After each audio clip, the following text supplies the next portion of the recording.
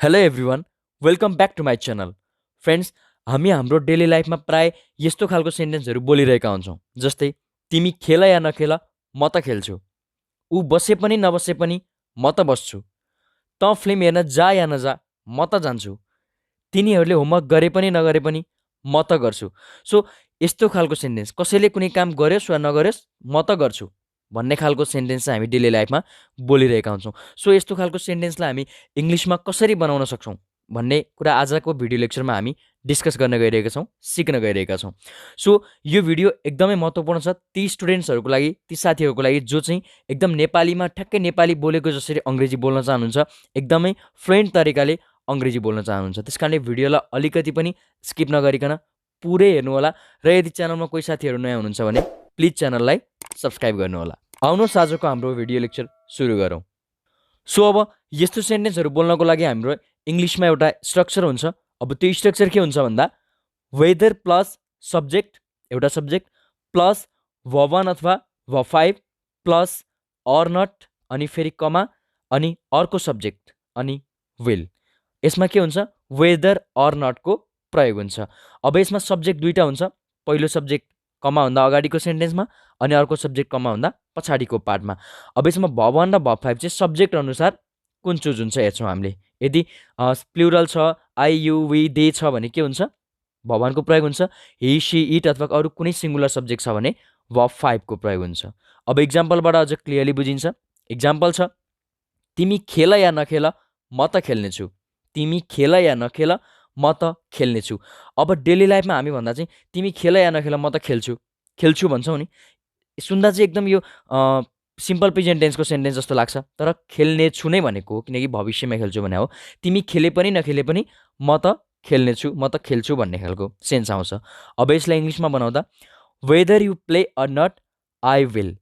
Weather you play or not I will. सबभन्दा पहिला weather अनि त्यसपछि तिमी खेल या नखेल भन्दा यु अनि प्ले अर नट है, V1 छ, प्ले अर नट अनि कमा म त खेल्नेछु I will.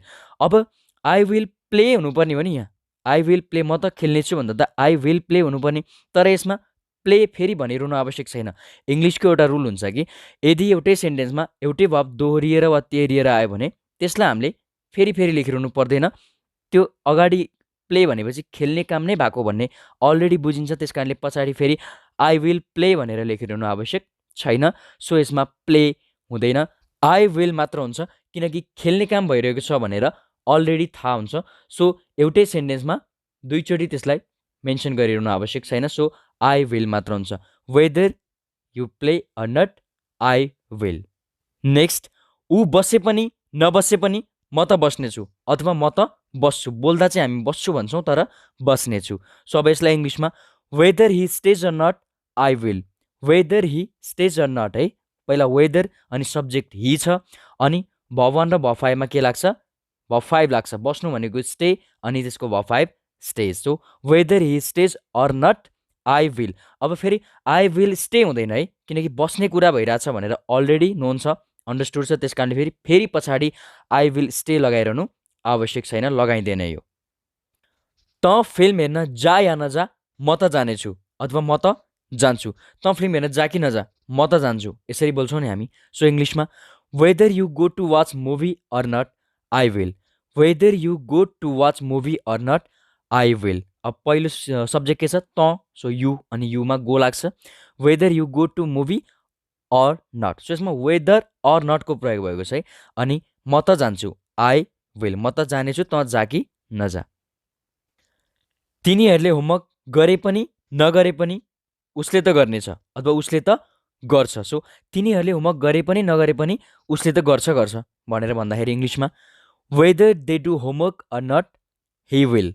Whether they do, यसमा पहिला के छ, कमाभन्दा अगाडि के छ, सब्जेक्ट तिनीहरू दे, वेदर दे अनि V1 do homework or not he will, उसले त गर्नेछ। अब फेरि हि विल डु हुँदैन है, हि विल मात्रै हुन्छ।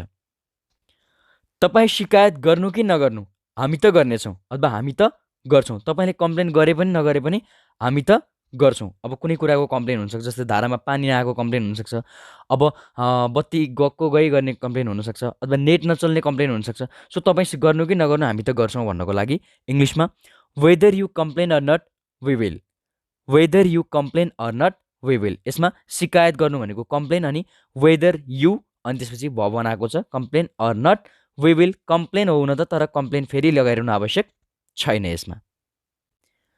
तिनीहरूले तिमीलाई मद्दत गरून् या नगरून्, म त गर्नेछु अथवा म त गर्छु।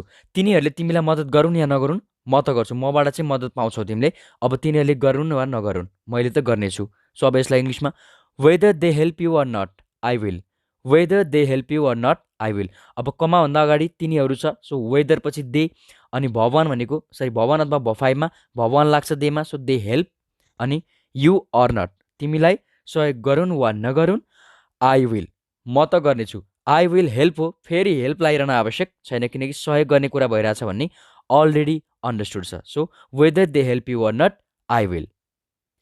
तिमी सोध या नसोध, म त सोध्नेछु अथवा म त सोध्छु। हुन्छ नि, कसैलाई केही कुरा सोध्नु छ भने अब म भन्छु नि, तिमी सोध या नसोध, म त सोध्नेछु। तिमीले सोधे पनि नसोधे पनि म चाहिँ सोध्छु अथवा म त सोध्नेछु। अब इङ्ग्लिसमा whether you ask or not I will.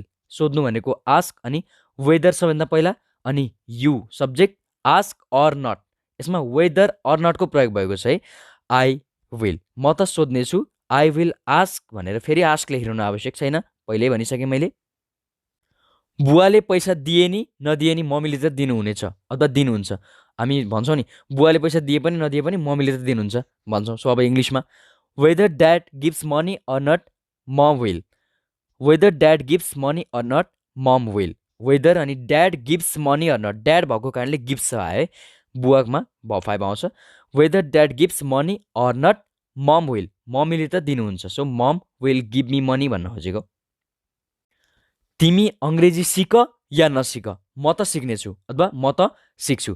तिमीले अङ्ग्रेजी सिके पनि नसिके पनि म चाहिँ अङ्ग्रेजी सिक्छु भन्नु पऱ्यो भने अब इङ्ग्लिसमा whether you learn English or not I will, whether you learn English or not I will. So यस्तो खालको सेन्टेन्सहरू बनाउन हामी के गर्दो रहेछौँ, वेदर अरको प्रयोग गर्दै रहेछौँ। अब सब्जेक्ट भनेको पछाडि, अब कुनैमा आई विल आउँछ, कुनैमा हि विल आउँछ। सो यो सब्जेक्ट 1 र 2 छ नि, यसमा दुईवटा सब्जेक्ट प्रयोग भएको छ। अब कमाभन्दा अगाडि जुन सब्जेक्ट छ त्यो सब्जेक्ट 1मा लगाउने, कमाभन्दा पछाडि जुन सब्जेक्ट छ त्यो सब्जेक्ट 2मा लगाउने, अनि पछाडि विल लगाउने। तर भ1 र भ5मा चाहिँ हामीले चुज गर्दा चाहिँ सब्जेक्ट अनुसार भ1 र भ5 चुज गर्नुपर्छ। सो तिमी अङ्ग्रेजी सिक या नसिक, म त सिक्नेछु, मलाई अङ्ग्रेजी सिक्नु छ, म त सिक्छु। Whether you learn English or not I will. तिमी काम खोज या नखोज, म त खोज्नेछु अथवा म त खोज्छु। तिमी काम खोज या नखोज, तिमीले काम खोजे पनि नखोजे पनि म त खोज्छु, मलाई त कामको एकदम आवश्यकता छ। अब यसलाई इङ्ग्लिसमा whether you look for a job or not I will, whether अनि you look for a job or not I will. Look for भनेको खोज्नु, लुक फर भनेको खोज्नु। Whether you look for a job or not, तिमीले खोज or not या नखोज, or not भनेको या नखोज, कमा म त खोज्नेछु अथवा म त खोज्छु। आई विल बोल्दा चाहिँ खोज्छु भन्छौँ, तर खोज्ने छु है त। आई विल फेरि पछाडि खोज्ने भनेर भब लगाइरहनु आवश्यक छैन। गाइज अब यसमा दुईवटा सेन्टेन्सहरू छन्। पहिलो, हामीले पढे पनि नपढे पनि हाम्रो बच्चाहरूले पढ्नेछन्। अर्को, त बजार जा या नजा, म त जानेछु। सो यो दुईवटा सेन्टेन्स मैले तपाईँहरूको होमवर्कको लागि लिएर आएको छु। अब तपाईँहरूले यी दुईवटा सेन्टेन्सहरूलाई इङ्ग्लिसमा ट्रान्सलेट गरेर, यही रुल लगाएर, यही स्ट्रक्चर लगाएर इङ्ग्लिसमा ट्रान्सलेट गरेर कमेन्ट सेक्सनमा लेख्नुहोला, र सही छ या छैन म करेक्ट गरेर तपाईँहरूलाई रिप्लाई गर्नेछु।